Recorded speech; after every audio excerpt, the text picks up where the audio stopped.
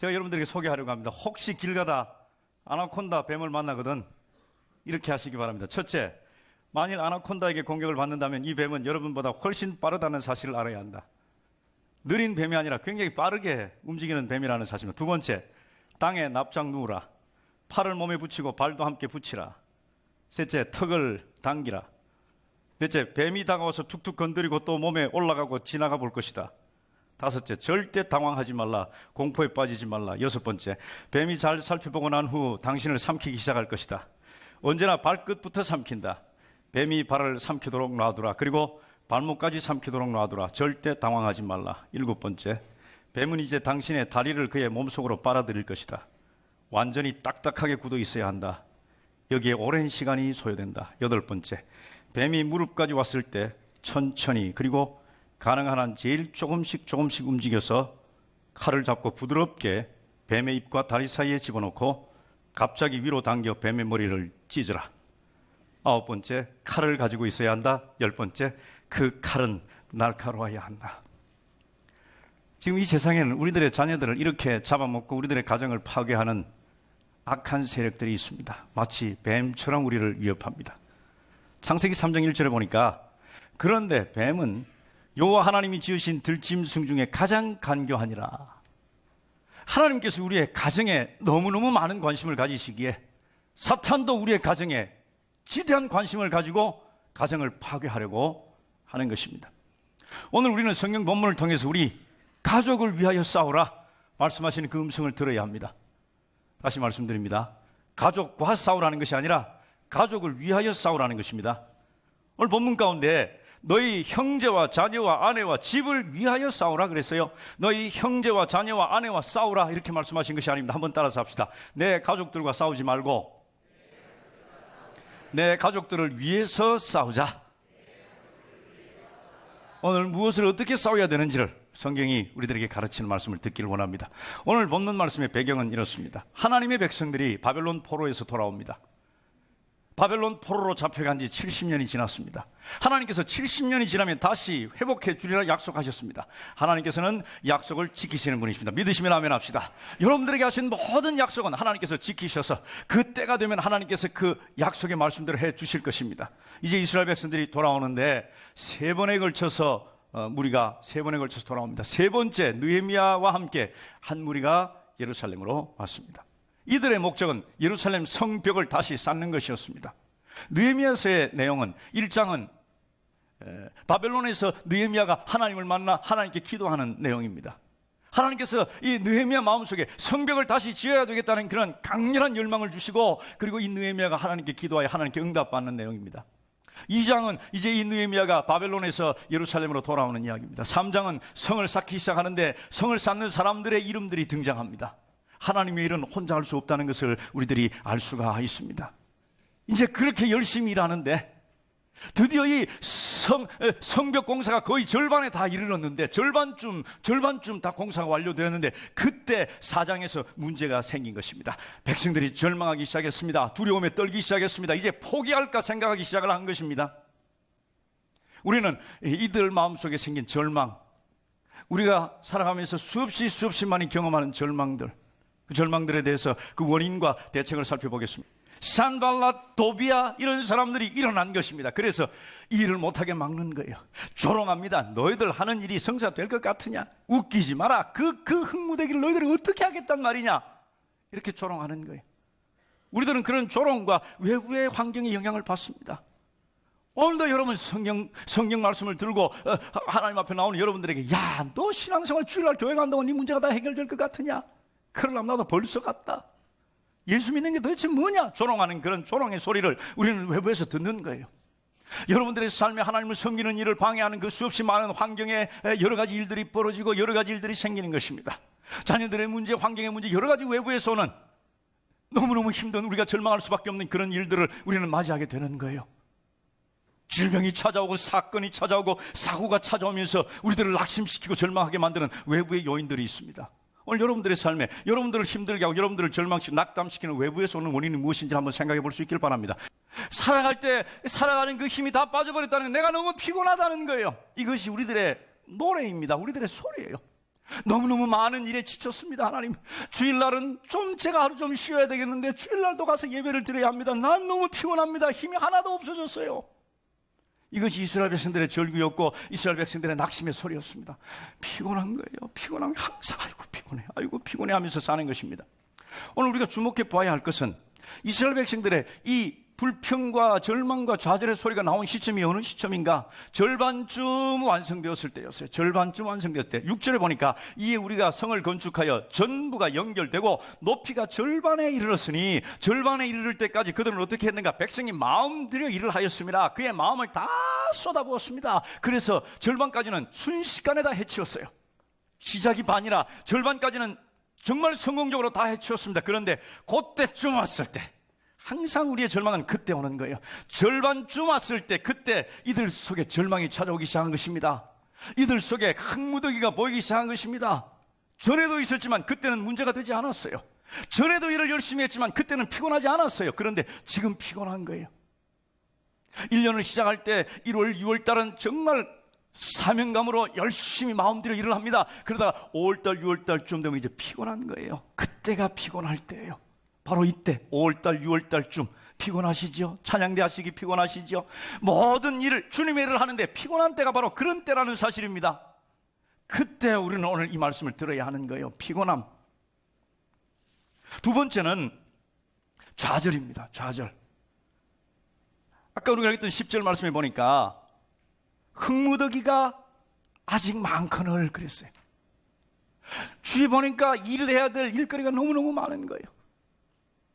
이 일도 해야 되고 저 일도 해야 되고 눈만 뜨면 일거리가 눈앞에 그냥 가득 찬 눈에 보이는 것입니다. 이것이 좌절과 절망의 원인이었습니다. 우리들은 인생에 할 일들이 너무 많다는 것을 압니다.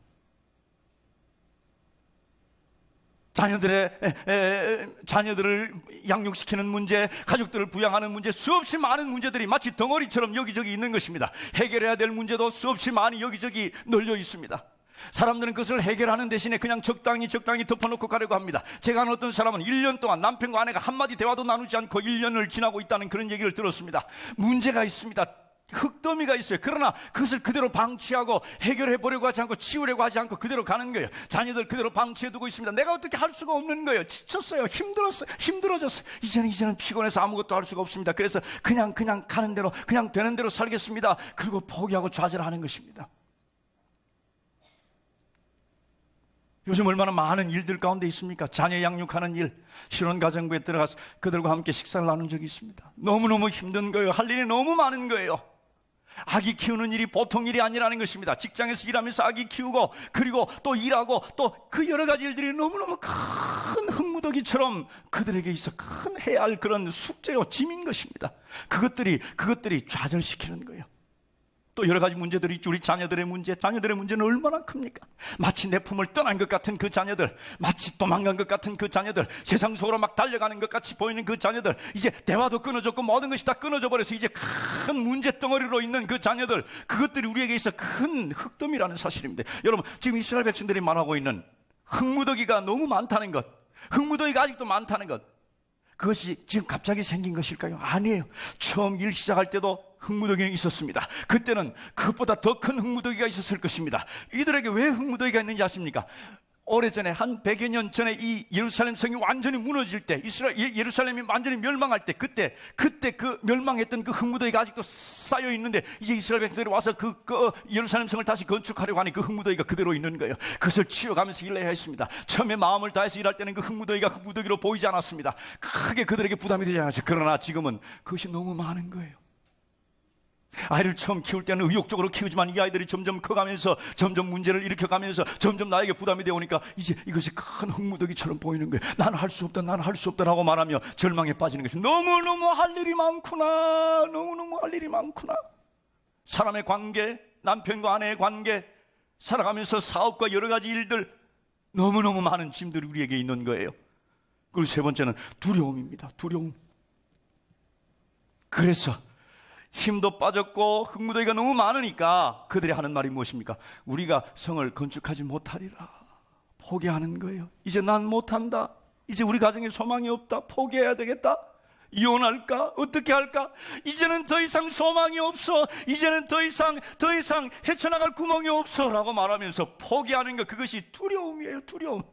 우리가 성을 건축하지 못하리라, 우리 가정은 이제 회복되지 못할 것이다, 내 아이는 이제 끝났다 라고 생각하는 그 두려움, 이것이 이스라엘 백성들을 덮었어요. 오늘 이 불평, 이 힘든 것, 이 절망과 이 패배의식 누구에게 나왔는지 한번 살펴봅시다. 유다 사람들은 이르기를 흙무더기가 아직 많거늘 집 나르는 자의 힘이 다 빠졌으니 우리가 성을 건축하지 못하리라. 누구요? 유다 사람이라서. 유다 사람, 유다 지파였어요. 유다의 뜻은 찬양이에요. 백성들로 하여금 찬양하게 만드는 직분을 받은 사람, 그 유다의 혈통으로 예수 그리스도께서 이 땅에 오시는 사람, 그 유다로 말미암아 온 세상이 기뻐하며 찬양하며 노래해야 할 그 유다 백성들이, 그 유다 족속들이 불평하고 있는 것입니다. 오늘 우리들을 하나님께서 부르실 때 우리를 찬양하라고 부르셨어요. 세상의 노래가 되게 하라고 하나님께서 우리를 부르셨습니다. 우리들은 그 노래로 세상을 감동시켜야 하고, 세상이 절망 가운데 죽어갈 때 우리는 그들에게 노래하게 만드는 그런 사람들인데, 우리가 절망하고 우리가 낙담하고 낙심하면서 우리가 죽겠다고 말하고 우리가 두렵다고 말하고 있는 것입니다. 또 한 가지 재미있는 사실이 있습니다. 12절 말씀인데요, 그 원수들의 근처에 거주하는 유다 사람들도 그 각처에서 와서 10번이나 우리에게 말하기를 너희가 우리에게로 와야 하리라 하기로. 이 말씀이 무슨 말씀이냐 하면, 지금 예루살렘 성벽을 쌓고 있는 그 이스라엘 백성들이 있어요. 그리고 다른 무리의 이스라엘 백성들이 다른 곳에서 살고 있었습니다. 그 사는 곳이 바로 원수들이 사는 곳 옆에서 살고 있었어요. 이 사람들이 10번이나 찾아와서 뭐라고 말한다고요? 안 된다, 이거 헛일이야, 이거 고만해, 안 돼, 이제 가자, 우리 집에 와서 우리 동네에서 살자, 이렇게 말한다는 거예요. 부정적으로 말하고 비판적으로 말한다는 것입니다. 교회 부정적으로 말하고 비판적으로 말하는 사람들이 있습니다. 이 사람들은 어디에 사는 사람이요? 저 가까운 곳에 사는 사람. 불평하는 사람 곁에 살면 그 사람은 불평하게 됩니다. 비판하는 사람 곁에 살면 그 사람은 비판하게 됩니다. 여러분들의 삶에 승리하며, 여러분들의 삶에 적극적이고, 여러분들의 삶에 긍정적이고, 그래서 부흥을 이루기를 위하면서 부흥을 이루는 그런 삶을 살기를 원하십니까? 절대로 부정적인 사람, 부정적인 말하는 사람, 비판적인 말하는 사람 곁에서 그 사람과 사귀지 말라는 말이에요. 제가 이렇게 강력하게 말씀드릴 수 있는 것은 우리 교회는 그런 사람이 한 사람도 없기 때문입니다. 믿으시면 아멘 합시다. 할렐루야. 꼭 부정적인 사람과 한 1년 같이 있는 걸 보면 그 사람은 부정적인 말을. 우리 교회는 이게 문제야, 설교가 이게 문제야, 우리 뭐 하는 거야 도대체? 부정적인 말 하는 사람들은 항상 부정적인 사람 곁에 있는 사람들이 부정적인 말을 하는 거예요. 독수리처럼 날아오르기를 원하십니까? 그럼 칠면조와 놀지 말라는 말이 있습니다. 유다 백성들이 이랬어요. 찬양해야 할 유다 백성들이 절망과 좌절에 빠지면서 불가능하다 두려움에 빠진 거예요. 어쩌면 우리들 이런 상황이 있을 수 있습니다. 겹쳐오는 그런 사건들, 사고들, 암 선고를 받든가, 고쳐진 줄 알았는데 또 다른 곳에 전이가 되었다든가, 정말 가슴이 털컥 내려앉으며 심장이 떨어지며 다리에 힘이 다 빠지고 주저앉을 수밖에 없는 그런 상황, 그런 상황에 처해서 나는 끝났습니다, 나는 죽었습니다 하는 이 이스라엘 백성들에게 하나님께서는 위대한 그 문제에 대한 해결 방법을 말씀해 주고 있는 것입니다. 오늘은 그것을 붙들어야 할 것입니다. 가족들 단위로 배치시켰다는 거예요. 이것이 하나님께서 하나님의 일을 하도록 하나님의 사람들을 부르신 하나님의 방법입니다.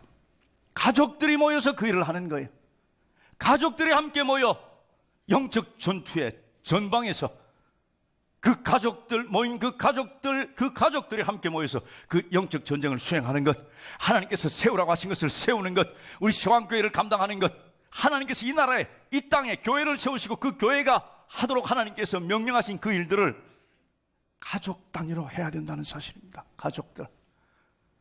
가족은요, 너무나도 끈끈한 줄로 묶여 있기 때문입니다.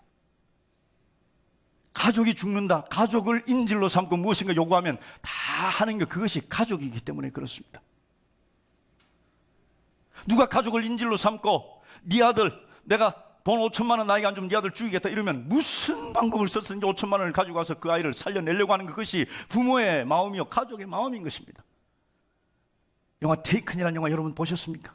리암 니슨, 제가 좋아하는 배우인데요, 딸을 구하기 위해서, 인질로 잡혀있는 딸을 구하기 위해서 자기를 사지에 던지고 모험에 던지고 죽음의 자리에 자기를 던지는 그 모습, 왜요? 자식들을 사랑하기 때문이에요. 그 자식들과 함께 이 자리에 와 있으라는 것입니다. 그 자식들을 모으라는 것입니다. 내 자녀들이 지금 어디에 있는지 생각해 봐야 합니다.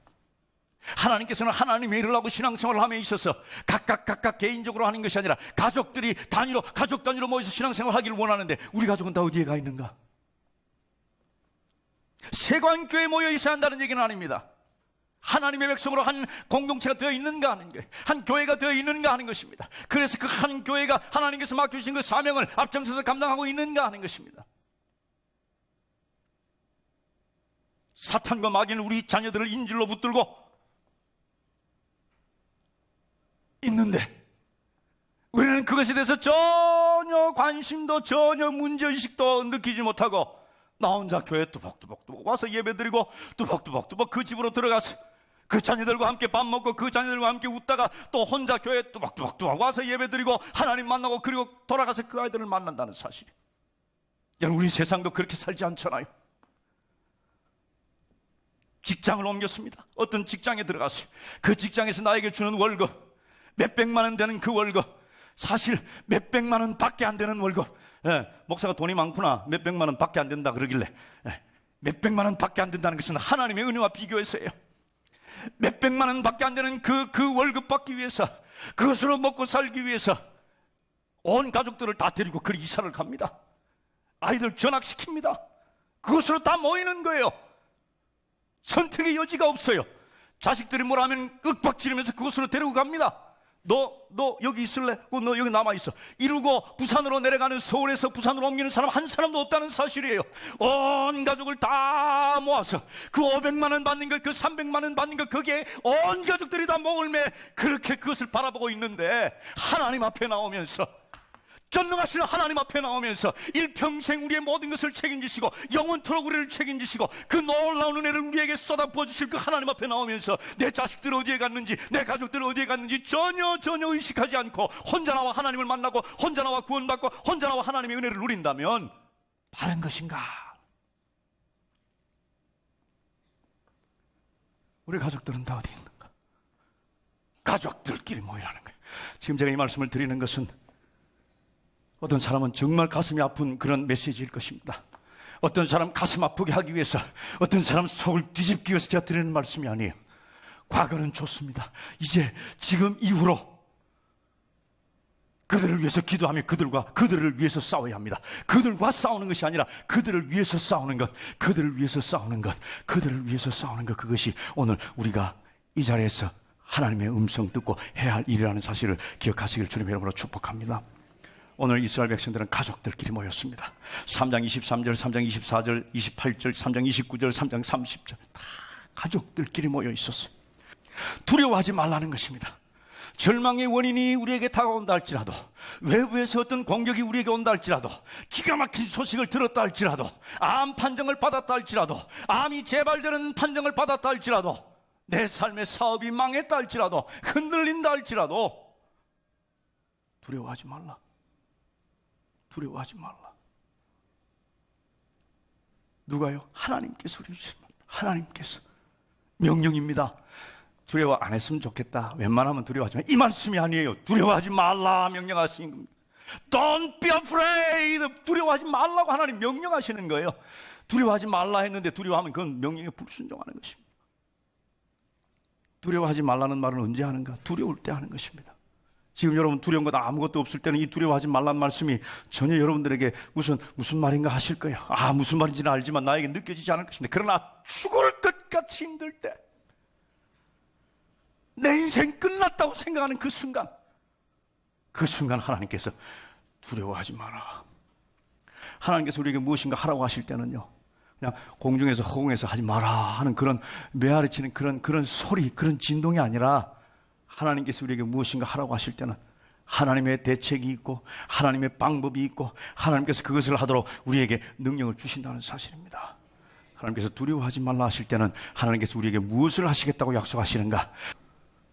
그냥 웬만하면 두려워하지 말아 이렇게 말씀하신 것이 아니라는 사실. 우리 5가지를 한번 살펴보겠습니다. 간단하게 살펴봅시다. 하나님께서 두려워하지 말라고 말씀하시면서 내가 너와 함께 하리라. 할렐루야. 믿으시면 아멘 합시다. 하나님께서 여러분들과 함께 하신대요. 하나님께서 지금 여러분들과 함께 하고 계심을 믿으십니까? 하나님께서 나와 함께 하신답니다. 그러니 두려워하지 말라는 거예요. 우리가 어디 시험 치러 가면서 또는 어떤 시험을 당해서 가면서 누가 내 곁에서 같이 가면 참 도움이 되고 참 의지가 되고 그리고 두려움을 이길 수가 있습니다. 사람이 내 곁에서, 그것도 유력한 사람이라면 더 좋아요. 그 사람이 나를 함께 옆에 있어주고 그렇게 함께 간다면 큰 힘이 될 거예요. 그런데 사람이 아니라 하나님께서 내가 네 옆에 있다, 내가 너와 함께 한다 라고 말씀하시는 것입니다. 그러니 두려워하지 말라는 거예요. 이 한 가지 이유만으로도 우리는 충분히 두려워하지 않을 충분한 이유가 됩니다. 하나님께서 나와 함께 하신다는 사실이에요. 하나님께서 내 곁에 계신다는 사실입니다. 그냥 우연히 스쳐 지나가다 계시는 것이 아니라 나를 위해서 내 곁에 계신다는 거예요. 두 번째는 나는 네 하나님이 됨이라 그랬어요. God is God. 하나님은 하나님이에요.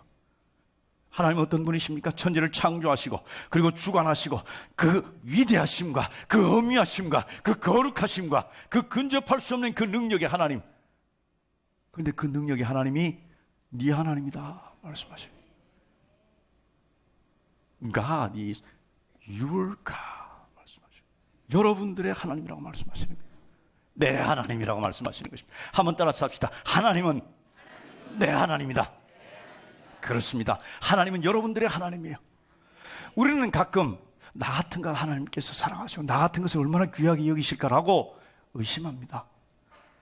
우리 교회 목사 같으면 하나님, 여러분들이 저를 잘 몰라서 하는 얘기인데요, 목사를 제일 사랑하고 제일 귀하게 여기고 맨날 하나님 말씀 외친다고 떠들어대니까 그래도 목사를 1번으로 한다면 목사를 100쯤 생각하고 목사를 100으로 한다면 나는 한 50쯤 될까? No, 절대로 아니에요. 하나님께서 우리를 사랑하시는 것은 우리가 어떤 사람들을 사랑하는 것과는 달라요. 하나님 능력의 하나님이시라. 하나님께서 저를 사랑하시는 것과 하나님께서 여러분들을 사랑하시는 것, 그것은 한 점 부족함이 없는 완벽한 사랑, 한 점도 차이가 없는, 한 점도 부족함이, 아멘 할 때까지 완벽한 사랑으로 여러분 한 사람 한 사람을 사랑하시고 여러분 한 사람 한 사람에게 나는 네 아버지다 라고 말씀하신다는 사실이에요. 믿으시면 아멘 합시다. 이 하나님께 감사와 영광의 박수를 내드립시다. 할렐루야, 할렐루야. 그 하나님께서 여러분들의 하나님이라고 말씀하고 있는 거예요. 그 다음에 뭐라고 말씀합니까? 내가 너를 굳세게 하리라. 내가 너에게 능력을 주리라. 내가 너를 강하게 하리라. 바로 이 말씀입니다. 하나님께서 우리에게 힘을 주신대요. 하나님께서 우리에게 능력을 주신대요. 제가 하나님 그랬으면 좋겠다 생각해서 여러분들에게 드리는 말씀이 아니에요. 하나님께서 말씀하셨어요. 빛이 있으라 말씀하시던 바로 그 하나님, 하나님의 말씀은 우리의 말과는 달라요. 하나님의 말씀은 무엇인가 이루어지는, 프로덕션하는, 무엇인가 생기는, 무엇인가 창조되는 그런 말씀이에요. 빛이 있으라 하셨더니 아무것도 없는 곳에 빛이 생겼습니다. 내가 너에게 능력을 주리라 말씀하시고 우리 속에 능력이 생기는 것입니다. 믿으시면 아멘 합시다. 할렐루야. 하나님께서 여러분들에게 능력을 주시겠다고 약속하셨어요. 그리고 내가 너를 도와주리라 말씀하셨습니다. 하나님께서 여러분들을 돕는데요, 사람이 나를 돕는 것도 큰 힘이 되는데 하나님께서 나를 도와주신답니다. 그리고 의로운 오른손으로 너를 붙들어주겠다. 네가 흔들리느냐, 신앙이 흔들리냐, 네 인생의 기반이 흔들리느냐, 흔들리지. 그러나 내가 너를 붙들고 있다. 하나님께서 이렇게 말씀하시는 것입니다.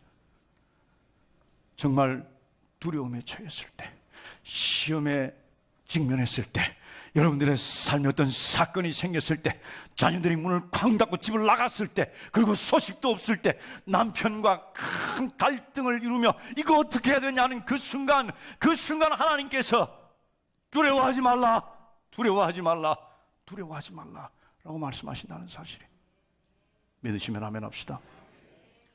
오늘 이 이사야 41장에 나오는 두려워하지 말라는 이 하나님의 5가지 이 기둥은 어떤 위치적으로도 우리에게 완벽한 하나님이 우리를 도우시는 그 모습을 발견할 수 있습니다. 하나님께서 어디에 계시느냐는 문제예요. 나는 너의 하나님이다 라고 말씀하실 때 그 하나님은 우리를 덮으시는 하나님이에요. 우리의 삶을 덮으세요. 여러분들을 덮으시는 하나님, 우리의 하나님, 나의 하나님이 여러분들의 삶을 덮으시는 것입니다. 내가 너와 함께 하겠다. 그럼 하나님 어디 계시는 거죠? 옆에 계시는 거예요. 하나님께서 내 옆에 계세요. 내가 너와 함께 하리라. 내가 너에게 능력을 주겠다, 너를 강하게 하겠다. 하나님께서 어디 계시는 거예요? 내 속에서 능력이 나오게 하시는 거예요. 하나님 어디 계세요? 나를 덮고 계시고 내 옆에 계시고 내 안에 계시고 내가 너를 도와줄게. 무엇을 도와줍니까? 사방에서 날아오는 사탄의 공격과 우리들을 망가뜨리려고 하는 그 수없이 많은 시도, 그 시도를 우리 하나님께서 둘러싸시고 우리를 도와주시겠다는 거예요. 우리를 주변에 둘러싸고 계시는 것입니다. 내가 너를 붙들어 줄게. 네가 흔들리지 않게 해줄게. uphold, 우리를 안에서 지키고 우리를 뜻받치고 계시는 거예요. 그러고 보니 양사방 우리의 모든 주위에는 다 하나님의 능력, 하나님의 손길이 있는 것입니다. 이것이 여러분들이에요. 그래서 우리는 두려워하지 않을 수가 있는 것입니다. 그래서 우리는 두려워하지 말아야 하는 것입니다. 믿으시면 아멘 합시다. 오늘도 하나님께서 말씀하십니다. 힘들어 죽을 것 같은 그런 여러분들의 미래, 어떤 시험에 직면하여 내가 그것을 할 수 있을까라는 그런 두려움, 하나님의 일을 하면서 내가 이를 결코 할 수가 없을 것이야 라고 하는 그런 두려움, 내가 이걸 건강히 이겨낼 수 있을까? 내가 이걸 지나갈 수 있을까? 나를 보니 그렇게 할 수 없을 것 같아 라고 생각하며 두려움에 빠졌을 때 하나님께서는 우리를 둘러싸고 계시는 거예요. 두려워하지 마라. 두려워하지 마라.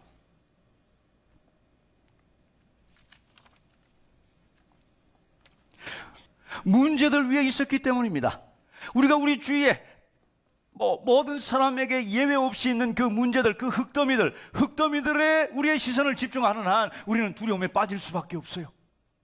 이제 하나님께서는 그 시선을, 두려움을 너희들에게 주는 그 흙더미에서 옮겨서 나를 바라보라는 것입니다. 하나님을 바라보라는 것입니다. 그러면 하나님께서 해주시겠다는 거예요.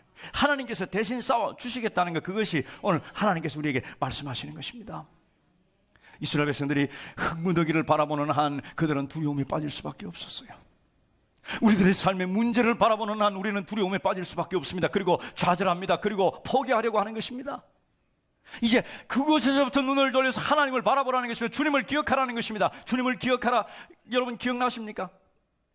우리가 이 시리즈를 처음 시작할 때 여호수아가 이스라엘 백성들을 세겜에 모아놓고 그들에게 한 말씀이 무엇이었습니까? 나와 내 집은 여호와를 섬기노라 라고 선포하면서 그들에게 요구한 것 첫 번째가 무엇이었습니까? 주님을 기억하라는 것입니다. 하나님께서 어떻게 하셨는지를 기억하라는 것입니다. 하나님께서 천지를 창조하신, 하나님께서 우리를 구원하신, 하나님께서 내 삶에 하신 그 일들을 기억하라고 여호수아 이스라엘 백성들에게 말한, 그래서 가정을 세우라고 말한 그 위대한 메시지, 주님을 기억하라는 것.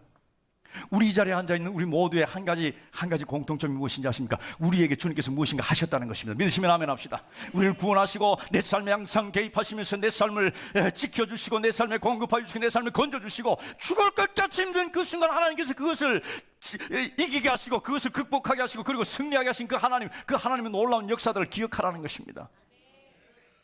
그 하나님, 오늘 우리들의 하나님이요 영원토록 변치 않은 우리들의 하나님이시기에 우리 주님께서 하신 그 일 그대로 오늘 우리에게 하실 것이고 그리고 영원토록 우리에게 하실 것이기에 우리 주님을 기억하라고 말씀하고 있는 것입니다. 여호와의 선하심을 기억하십시오. 여호와께서 여러분들을 공급하시고 여러분들을 돌보신 것을 기억하십시오. 여호와의 위대하심을 기억하십시오. 여호와의 능력을 기억하십시오. 그리고 그 여호와께서 바로 오늘 나의 하나님이시라는 사실을 기억하시길 주님의 이름으로 축복합니다. 4장 20절에 보니까 너희는 어디서든지 나팔 소리를 듣거든 그리로 모이라고 말하고 있습니다. 예배 시간이다 라는 그런 나팔 소리를 듣고 세왕교회로 다 모이라는 거예요. 가족들이 다 모이라는 것입니다. 그리고 주님을 찬양하고 주님을 섬기며 주님을 노래하라는 것입니다.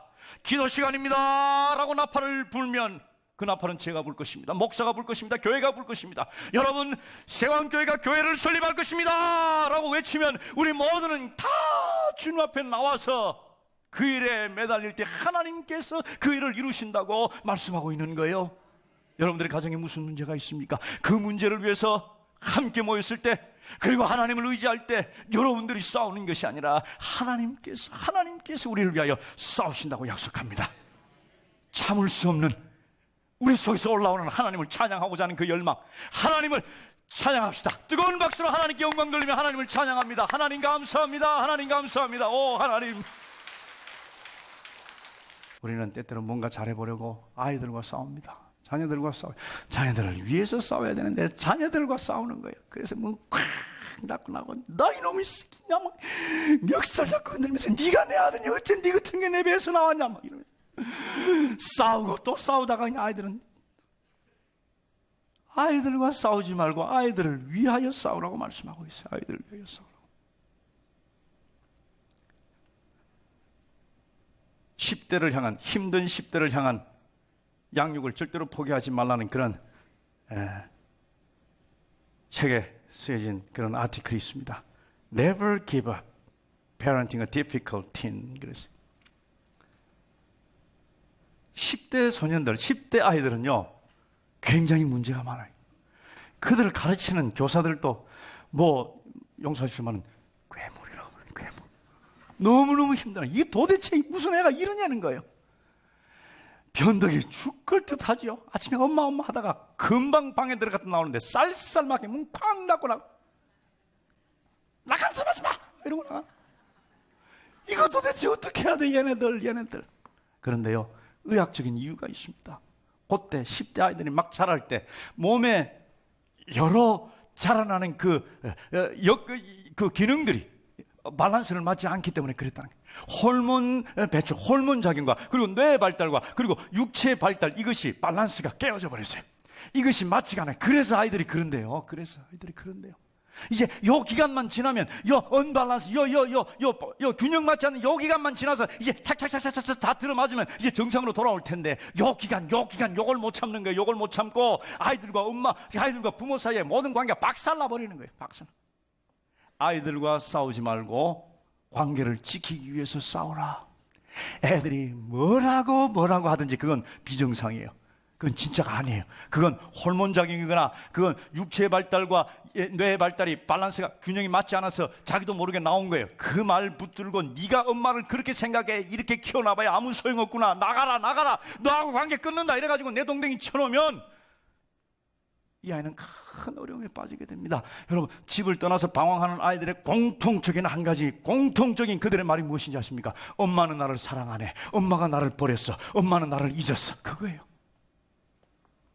여러분들의 자녀들은 그 자녀들 위하여 싸우면서 갈등이 있더라도 이 아이들이 우리 엄마는 나를 결코 포기하지 않아, 우리 엄마는 나와 싸우는 것이 나를 위해서 싸우는 사람이야.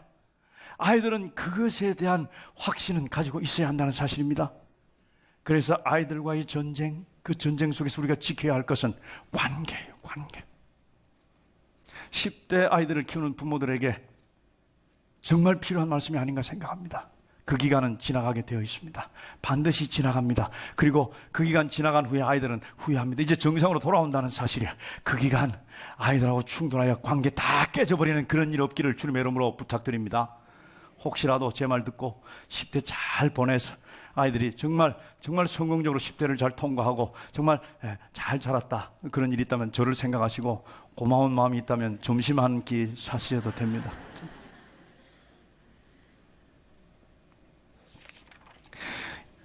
이 말씀을 주면서 이런 생각이 들었습니다. 에베소서 6장은 에베소서 5장 다음에 있습니다.